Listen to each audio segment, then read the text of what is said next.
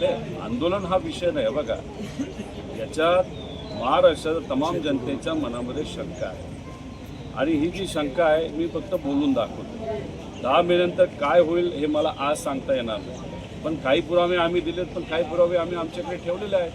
फक्त आम्ही पुरावे पुढं आणत नाही, नाहीतर आम्ही प्रेझेंटेशन याच्यासाठी घेत नाही. रोज रोज जर आपण या विषयाला घेऊन बोलत राहिलो तर याला कुठेतरी राजकीय भूमिका आहे असं काही लोकांना वाटेल आणि त्यामुळे मी टप्प्याटप्प्यात करतो आणि पुढे सरकारला सुद्धा तिथे संधी दिली गेली पाहिजे. काकी बोलत असताना काल भावनिक दृष्टिकोनातून त्या बोलल्या आणि नक्कीच त्यासुद्धा दादांच्या ॲक्सिडेंटबद्दल जी काही शंका आहे त्याच्यात जे काही इन्व्हेस्टिगेशन व्हायला पाहिजे चांगल्या पद्धती त्यासाठी त्यासुद्धा प्रयत्न करत असावे. विषय एवढाच आहे की त्या प्रयत्न करत असले, आम्ही प्रयत्न करत असलो, तर ज्याच्या हातामध्ये खरीच निर्णायक काही गोष्टी आहेत, ज्या पक्षाच्या हातामध्ये निर्णायक गोष्टी आहेत, ते मात्र त्या बाबतीत थोडंसं संत गतीने जात असतील तर मग कुठंतरी आम्ही तर विरोधात आहोत.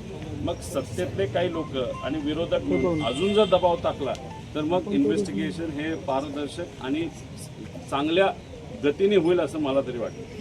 दादा, खरं तर हे इलेक्शन पूर्ण भावनिक पातळीवर होतं. हा जो अहवाल आहे अपघाताच्या संदर्भातला तो पुढच्या 3-4 आठवड्यामध्ये येईल.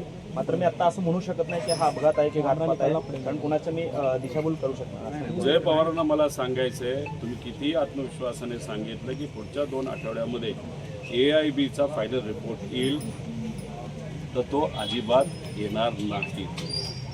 गेल्या 9 ॲक्सिडेंट जे काही या देशामध्ये झाले होते, 3-3 वर्ष झाले तरी त्यांचा अजूनपर्यंत फायनल रिपोर्ट आलेला नाही. एक आहे भावनिक दृष्टिकोनातून लढणं, पण राजकारण समजून घेणं पण तितकंच महत्त्वाचं आहे. काही राजकीय लोक आपल्याला काही सांगू शकतात, पण वस्तुस्थिती काय हे सुद्धा समजून घेतलं पाहिजे.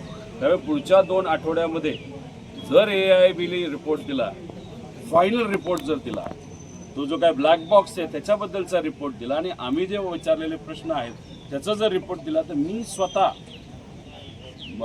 केंद्रीय एव्हिएशन मंत्र्यांना जाईल आणि त्यांचा सत्कार त्या ठिकाणी करेल. हे होत नसतं, असं होणार नाही.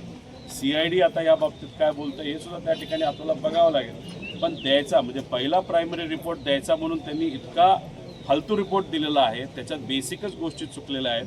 आता फायनल रिपोर्ट आल्यानंतर आपण बघू, पण पुढच्या 2 आठवड्यामध्ये फायनल रिपोर्ट येणार नाही हे मला माहिती आहे, कारण का VK सिंगला पूर्णपणे वाचवण्याचा प्रयत्न हा सत्ताधाऱ्यांकडून केला जातो. खरं तर हे इलेक्शन थोडं भावनिक होतं, त्यामुळे तुम्ही सगळं पवार कुटुंब एकत्र प्रचारात उतरले सगळे. आता आज मतदान होते, विषय संपला, कारण तुम्ही विरोधात आहात, ते सत्तेत आहेत. हे राजकीय तुमची नसेल, दोघांचे वेगळे वेगळे भूमिका आहेत. मग आता इथून पुढे तरी तुम्ही पूर्ण ताकदीने विरोधक म्हणून समोर येणार की नाही? तुम्ही बघा, काल परवा पार्लमेंटमध्ये जो काही तमाशा भाजपकडनं आणि सत्ताधाऱ्यांकडनं केला गेला, डिलिमिटेशन बिल हे आणण्याचा लपून छपून प्रयत्न केला गेला, खासदार वाढवण्याचा लपून छपून प्रयत्न करून अशाच राज्यांमध्ये खासदार वाढवायचे की ज्याच्यामध्ये उद्या जाऊन खासदार हे निवडून येतील त्यांच्या विचाराचे आणि संविधान उद्या जाऊन आपल्याला बदलता येईल. हा जो प्रयत्न हाणून पाडल्यानंतर महाराष्ट्रामधून अनेक विरोधातले नेते बोलले, पण सगळ्यात जास्त आक्रमण मी बोललेलो आहे. आणि आज हा पक्ष म्हणजे अजितदादांचा पक्ष, भाजप, एकनाथ शिंदे साहेबांचा पक्ष यांनी त्या बाजूनी मतदान केलेलं आहे. आम्ही जेव्हा आज बोलत आहोत तर भाजपच्याच आणि भाजपच्या विचाराच्या विरोधात बोलत आहोत.